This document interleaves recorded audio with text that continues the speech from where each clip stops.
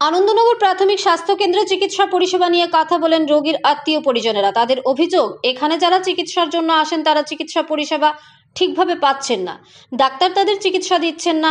অন্যদিকে দায়িত্বে থাকা স্টাফ নার্সরাও ব্যবহার এবং পরিষেবা ঠিকভাবে দিতে চায় না বলে স্থানীয় এলাকাবাসীদের অভিযোগ।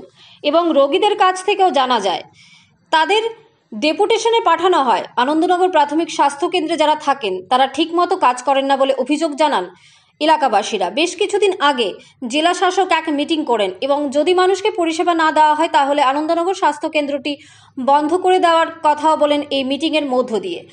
অন্যদিকে ফার্মাসিস্ট নিভাস ভৌমিক বর্তমান কাউন্সিলরের ভাই হওয়াতে মর্জি মাফিক ছুটি নিয়ে ডিউটি করেন, ঠিকমতো আসেন না বলে জানা যায়। পাশাপাশি ডেপুটেশনে আসা ডাক্তার স্বস্তিরঞ্জন সাহা মর্জি মাফিক হাসপাতালে রোগী পরিষেবা দিচ্ছেন। সব দিক দিয়ে বলা চলে আনন্দনগর প্রাথমিক স্বাস্থ্য কেন্দ্রের অবস্থা বেহাল। স্থানীয় কমিটি এবং দপ্তর যদি সেদিকে নজর না দেয় তাহলে আনন্দনগর প্রাথমিক স্বাস্থ্য কেন্দ্র থেকে চিকিৎসা পরিষেবা থেকে বঞ্চিত হবে সাধারণ জনগণ এবং হচ্ছেও। এখন দেখার বিষয় দপ্তর কী ধরনের ব্যবস্থা গ্রহণ করে।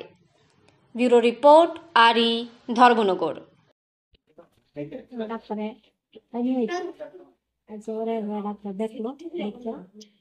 ইন্ডাকশন লিখে দিচ্ছে, আমরা একবার গেছি আইসি আপনারা খাতায় লিখেছে তো আমাকে আনছি আনছি করে স্যালাইন লাগাইছি, 2টা স্যালাইন দিচ্ছে, ইন্ডাকশন আমরা কিনারে দিচ্ছে।